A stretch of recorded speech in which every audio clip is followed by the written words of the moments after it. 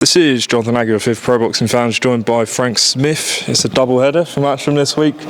Let's start in America. Pacheco Nelson. It looks like a good step up for Pacheco on paper. What's your thoughts on that and the card itself? Yeah, great fight for Diego Pacheco. You know, Diego is just, you forget sometimes he's 23 years old because he's been with us for so long and the fights he's been involved in, and he's now WBO ranked #1 as well. You know, Nelson's a real test for him. You know, obviously close with Terence Crawford, part of his camp as well. You know, I think it's going to be a real fight for him. But I think Diego Pacheco, as he always does, is going to show his class and his quality, and a massive win for him. You know, you got Andy Cruz as well back out, a fighter we signed just over a year ago or so ago now. You know, I think he's not far off from fighting for a world title. You know, special fighter, and he's someone who every time he steps up in levels shows where he deserves to be. Ernesto Mercado against Pedraza on that card as well. You've got some great young talent in Zakim Moses, Nishant Dev, who's our latest signing from India, Olympian. Excited about the future with him. And then, you know, we obviously start in Nottingham. You know, what a night. Nottingham, Las Vegas, sunshine, rain. It's got everything, hasn't it? You know, Dalton Smith headlines here. You know, his opportunity to become European champion, a moment he's worked for a long time, and something that he's pushed us hard for to get this opportunity as well. Ellie Scottney defends her world titles against mandatory challenger Miyamoto. A real fight. You know, Miyamoto's coming to bring it. This is her opportunity. She's worked to get to this point, you know, and the kind of fight that Ellie needs to get up for, you know, and be ready for. But, you know, she's shown her levels. #1 Ring Magazine champion. Big night for her. Harry Scarf, Connor Walker, that's going to be a tear up between those two. You know, you got Trey Dewberry's on the card, you got Hamza Uddin's fighting, you got Ibrahim Spider Suleiman. Just a great night from top to bottom. Can't wait for it. 5 p.m. to 5 a.m. We'll be watching in Nottingham live, and then we'll be in the car watching Las Vegas live, and hopefully we'll get home for 5 a.m. just as the fight night finishes. Just on Dalton, how are you looking to navigate him, saying he gets the win on Saturday, which most people do expect him to? I think he's #2 or something with the WBC. They've got that fight on March 1st between Puello and Martin, or everyone talks about Azim, but is that too early? Like, what's the thought process? Look, I think, you know, when I sat up there and said about Dalton Smith calling out all these names, he actually does. You know, he's not one of those loud, outspoken characters who's going to get up there, but he would fight any of these. He wants these big fights. You know, we've got to look for the world title fights after this. That's the focus. No disrespect to Adam Azim, but I think that time's passed, being honest with you. You know, he pulled out, not Dalton Smith. Dalton Smith will fight anyone, but Adam Azim really in some ways would be a step back in a sense of where Dalton believes he can be and the fights he can be involved in. You know, I'm not saying that doesn't happen in 2 years. It might never happen. Who knows? I hope it does. But it's not down to Dalton Smith that fight didn't happen. And take nothing away from Adam Azim, because I thought he had a great performance against Sahara Davis. He's got Lipnitz, you know, in a couple of weeks' time.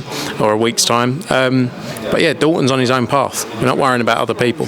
And I believe world title shots will be there. As you say, #2 at the WBC, highly ranked, and the opportunities will present themselves. And would you look to then keep Jack Catterall on his side, maybe get him a title shot and then they unify? Yeah, I mean, look, Jack Catterall's fighting Arnold Barboza for the WBO interim. That could very much likely or possible be elevated to the full championship if Teofimo moves to 147. There's been talk about Teofimo moving up at various points. So we'll see what happens there. But that sets up a huge unification possibly. If Dalton could win the WBC, if Jack can get the full WBO belt, and then we've got Richardson Hitchens, the IBF champion as well. Just moving on, obviously I spoke to Ben Shalom like 2 days ago, and he said that their side weren't too happy with a last minute, he said, rehydration clause, and that's not how they do business. But yeah, what's your response to that? It's not how he does business. Funny. He's a funny guy, to be fair. He's called me about 400 times, rogue times. He's an odd bloke. Firstly, the term rehydration clause, let's call it like a second day weigh-in, which is very normal in boxing. The IBF fights have it. It's been a part of many fights over the years. You know, it was something that was mentioned in the early stages of the negotiation, was to be discussed, you know, around a second day weigh-in. I'm not saying Chris agreed to it then, but it's like everything. Everything's a negotiation, isn't it? The first fight was 157, it's now at 160. Conor's coming up 2 weight divisions. He's agreed to do that from 157 to 160.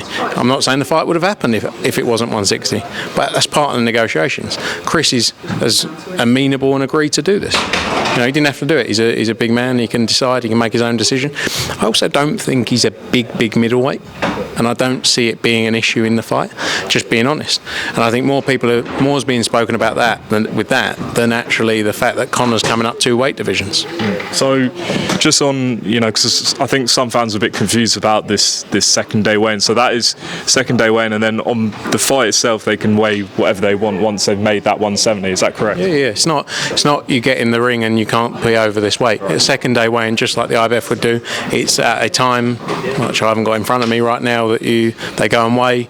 They're a certain weight, and then it's not you have to get in the ring and you can't be more than X pounds. It's not the way it works. Just on the split, because that was another talking point, did you guys agree to the 55-45 or did it go another way? We split up. No, the great thing about working obviously with His Excellency Turki Al-Sheikh is it takes all that away. It's about doing a deal. Are you happy with your deal? Are you happy with your deal? Forget, Conor might be getting more than Chris. Who knows? Who cares? Are you happy with how much money you're making? Yes or no? Happy days. Great. Are you? Yeah, happy days. And it takes away all of that energy and argument that maybe has been there in the past. Splits, lots of arguments in the build-up, but didn't have to worry about them in the end. 2 quick ones. Rumours that Chev Clark and Vidal Riley, rumours for sure, but is that going to happen? Chev Clark, Vidal? Great fight if it does happen. British, Chev obviously still British champion coming off the back of that European title fight. Vidal was supposed to fight Isaac Chamberlain Feb 1st, wasn't he? Which isn't happening now. If that fight can happen, it'd be a tremendous fight. Let's see. And lastly, you've re-signed Liam Smith, announced yesterday, and you've also signed Amari Jones. Tell us, first of all, your plans for Liam Smith and a bit about Amari Jones, because for those who don't know much about him. Yeah, look, Liam Smith, someone we've worked with for a long time, great relationship with him, his family, and I think, he's still got a lot left to offer the sport. You didn't see the best of him in that Eubank Jr fight the second time around. You also didn't see the best of Eubank Jr in the first fight. That's the way things go. Not every night's going to be a night in the sport. I'm excited about what Liam can still offer. He can be involved in big fights still. There's so many opportunities in the 160 division. Excited about that. There'll be news soon about what's next for him in terms of fights. Amari Jones, another standout signing from the Olympics. Someone we signed coming straight out the back of the Paris Olympics. We're always looking to invest in new young talent. We signed Pat Brown recently. We signed Nishant Dev, another Indian Olympian, the other week. And there's more to come as well. So, for us, it's all about talent of the future, and that's what we'll continue to do: build, grow, and invest in young fighters. And excited about what Amari's going to deliver. Do not miss it. Saturday night, 2 shows on DAZN. Frank Smith, appreciate your time. Thanks very much. 12 hours DAZN boxing. See you later.